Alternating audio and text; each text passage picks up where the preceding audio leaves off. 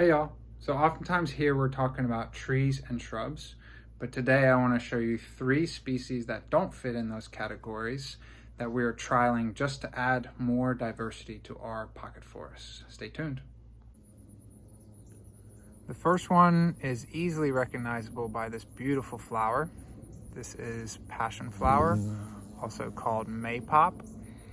It is a vine that spreads quite aggressively, so we're not quite sure how that will work in our pocket forest, but it's a really important native. It has a lot of wildlife value, as you can see from the insects. Also, the hummingbirds really like the flowers. Since it spreads, I've got it growing in this pot, vining up this. This is actually a trellis made out of privet, and it's working quite well. You can see the pollinators love this one. There are 1, 2, 3 pollinators on these 2 flowers right as we speak. The second one is called Groundnut. It's this whole big mass of vines.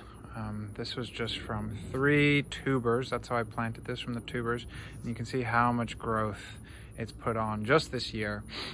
This is another native vine. Also has a lot of wildlife value. Likes to grow in wet conditions, but this one's doing really well in this raised bed that I water an alright amount, putting on a lot of growth. The third one may be recognizable for y'all. This is strawberry. It's not the same species as the strawberry you find in the grocery store. This is wild strawberry.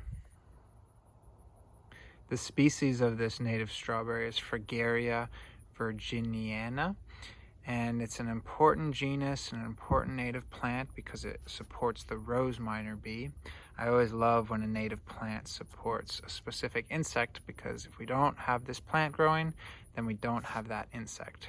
This one is not a vine, it's an herbaceous plant. It is a perennial. It spreads through these runners. You can see the main plant will shoot these little runners, and then this section will reroot in the soil. So it will do really nicely filling in gaps of a young pocket forest. It grows fast. It's a little hard to tell in this bed because I've also got watermelon growing in it, but I planted this one little clump in the beginning of the year, and it's spread all throughout here, all the way down to here. So it spreads really fast and grows really well.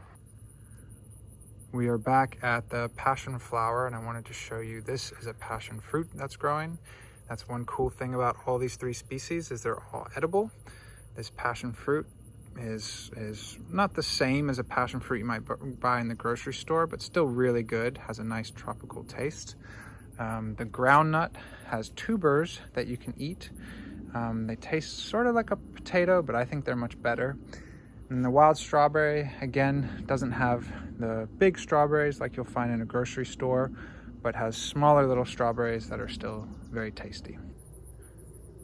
We want our pocket forest to be dense with a diversity of plants, and we think a lot about that as we're growing different trees and shrubs. How big will they get? How much will they spread? Etc., etc. And so these plants that are not trees or shrubs offer an important different type of architecture to fill in gaps and add more diversity. You know, these groundnuts were planted as tubers. These Maypops, tiny little plants this year. They've grown a lot, and they can be really flexible in how they climb up different trees or different structures. And the Maypops will die back after 1 year, so they won't smother the tree. They'll just find the gaps and take advantage of them and provide more habitat for insects and other wildlife while they're doing it.